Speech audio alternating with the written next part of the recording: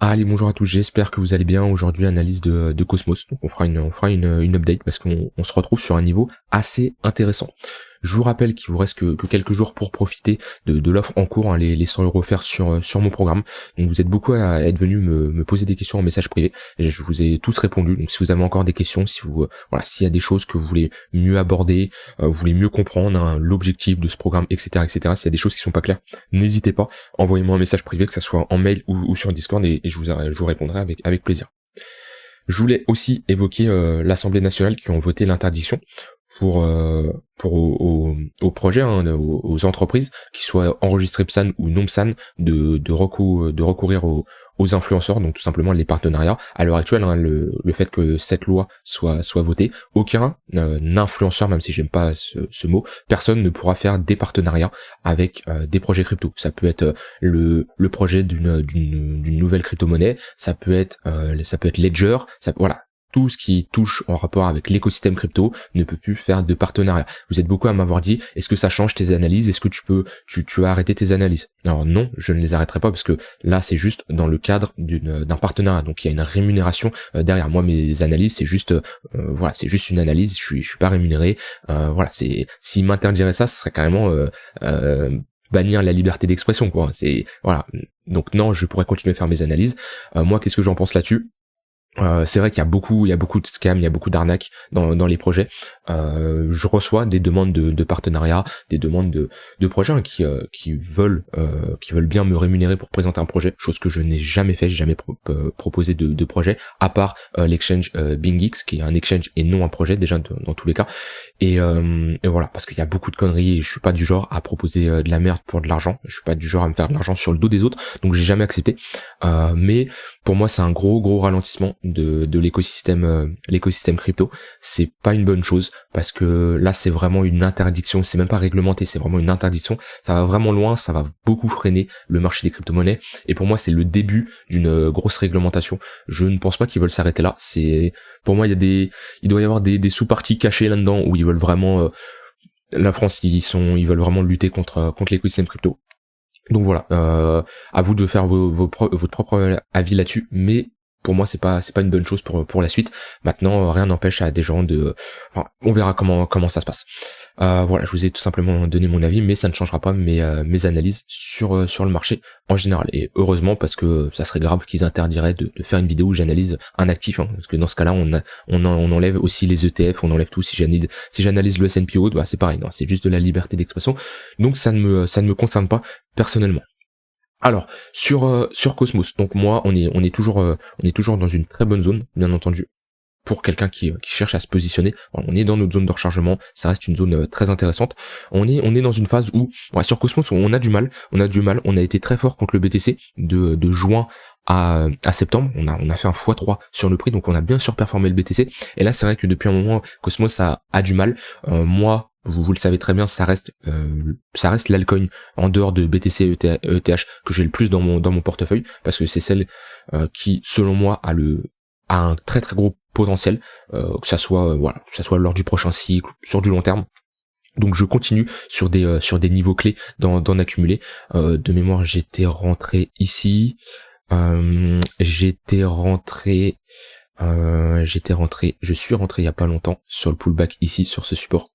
Là on est vraiment sur de l'investissement long terme, il y a pas de levier, il y a rien, je me place sur des niveaux clés dans des zones de localisation intéressantes, là où je sais que selon moi actuellement Cosmos est sous-évalué, hein. Le but quand on se place, le but quand on investit, c'est se placer sur des projets qui sont sous-évalués, et pour moi Cosmos est sous-évalué, hein. Les 11 $, Cosmos vaut beaucoup plus selon moi. Après tout ça c'est subjectif, mais je m'étais placé ici, je m'étais placé par là de mémoire, et là je me suis repositionné ici. Donc voilà, j'ai une bonne moyenne d'achat dans tous les cas. Maintenant on est dans notre range, on aura un fort signal si on a une cassure à la hausse. Pourquoi? Parce qu'on ferait une grosse structure. Ici, on ferait un W monthly qui serait une structure très puissante. Et pour moi, si on casse ce niveau-là, un peu similaire à Ether les 2000 $, ça sera un bottom définitif. Et il y a peu de chance. Si on a une clôture ici en monthly, au-dessus de ce niveau-là, il y a très peu de chance. Voire j'en suis presque persuadé. Après, on n'est jamais sûr à 100%, mais ces niveaux-là seront jamais retestés. Si on clôture ici, voilà, c'est comme ici, on a fait un W. C'est une structure très puissante. Voilà, on peut voir même une épaule, tête, épaule. ce creux là pour moi il sera jamais recassé en toute logique, à moins de catastrophe sur Cosmos. Voilà, il y a un gros problème et tout, on n'est jamais à l'abri de rien bien entendu, mais d'un point de vue technique, ce genre de bottom qu'on fait, c'est des bottoms où il y a très peu de chances de venir les casser. Donc c'est vraiment un niveau clé, les 17 dollars si on vient à les casser. Maintenant sur du plus court terme, on est dans notre range, on se situe un peu en milieu de range. Alors on peut voir un gros range ici, ou alors globalement on peut tracer plutôt ce range là avec une déviation baissière. Ici on peut parler de déviation baissière et on a notre range là. Donc actuellement dans tous les cas on se situe vers notre milieu de range. Hop, si je mets mon volume profile, voilà. Alors faudrait que je prenne plutôt de là à là, ce serait plus simple sans compter cette partie là, mais voilà, on a des zones, on a principalement une accumulation au milieu de range, c'est normal, hein, le poke c'est très souvent là où on passe le plus de temps.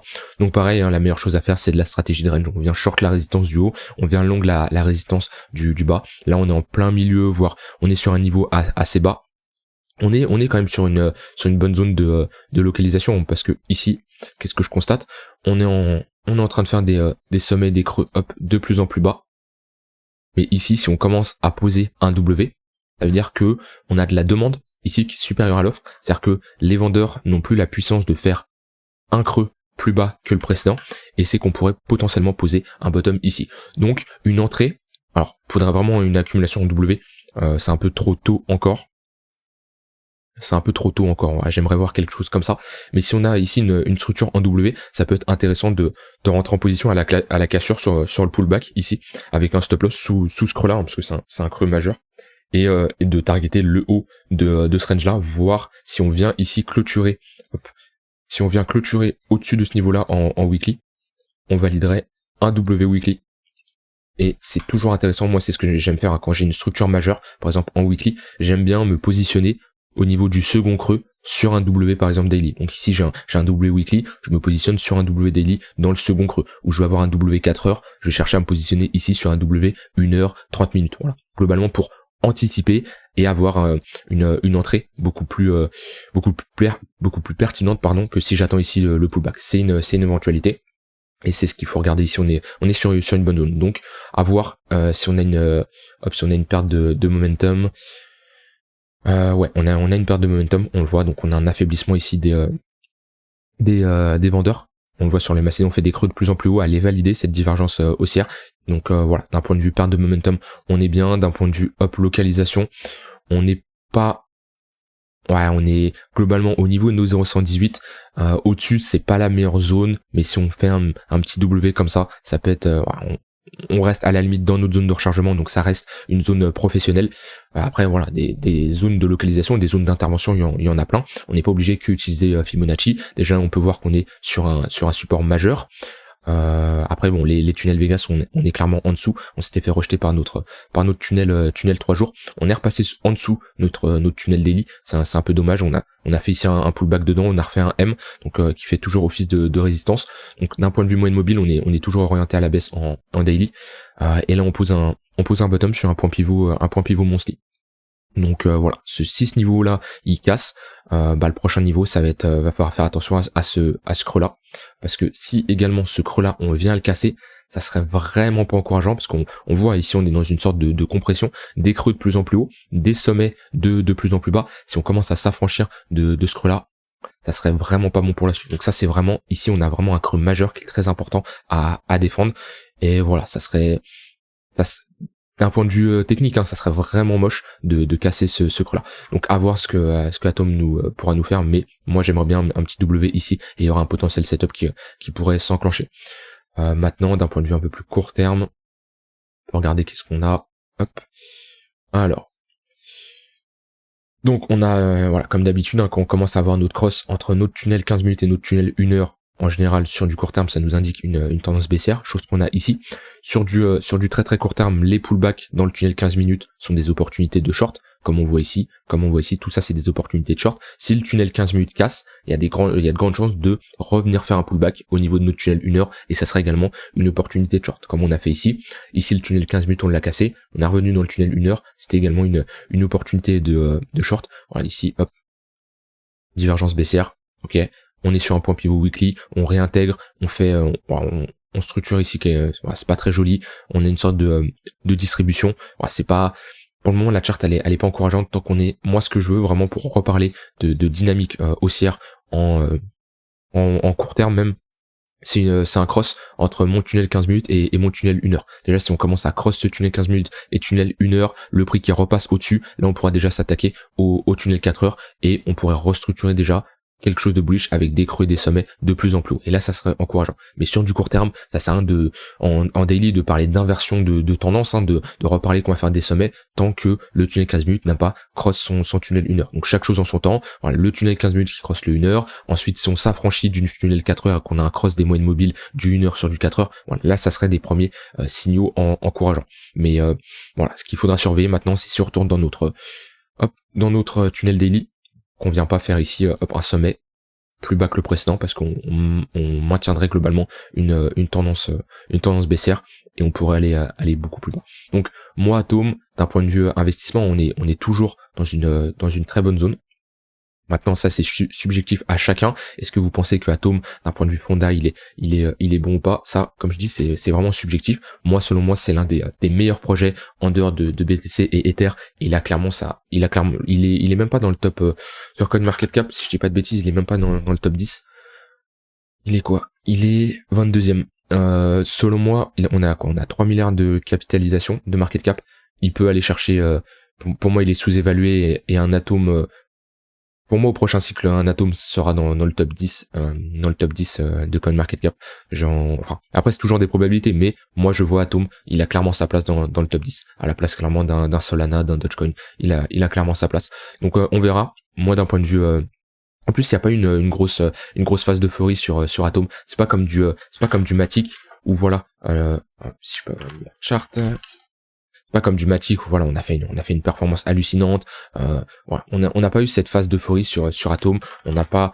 En fait c'est vraiment un projet qui avance, qui recrute des développeurs, voilà. Il y a quand même une communauté qui fait pas parler d'elle. En marketing, c'est pas le but de Cosmos de se faire connaître de partout, mais ils avancent. Il y a une très bonne communauté, des gens très compétents et beaucoup de développeurs, beaucoup de projets qui se lancent là-dessus et c'est un layer 0 et les layers 0 pour moi, ils vont jouer un rôle très important également lors du prochain cycle. Donc d'un point de vue investissement, on est sur une bonne zone. D'un point de vue trading, ça dépend toujours de votre profil et comment vous vous positionnez, mais en court terme, on est toujours bearish. Voilà, on l'a vu avec les moyennes mobiles. Donc attention, ouais, des fois on peut s'abstenir et ne rien faire ou attendre de revenir sur des niveaux intéressants. Voilà, j'ai dit tout ce que j'ai envie de dire sur Atome. Si vous avez des choses à ajouter ou tout simplement vous donner, partager votre avis sur Atome, n'hésitez pas. Je vous rappelle le lien en description si vous voulez avoir plus d'informations. Et on se retrouve demain pour une prochaine vidéo. Bye bye.